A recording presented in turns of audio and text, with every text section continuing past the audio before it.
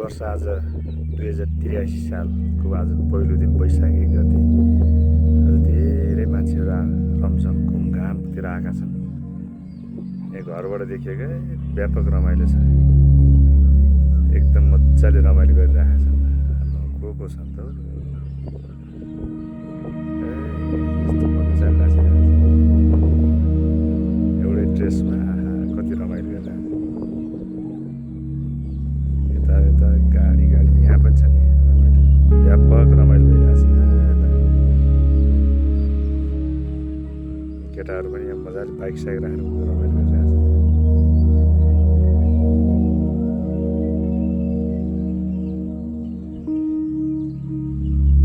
यतातिर पनि यहाँ छ नि त टावर।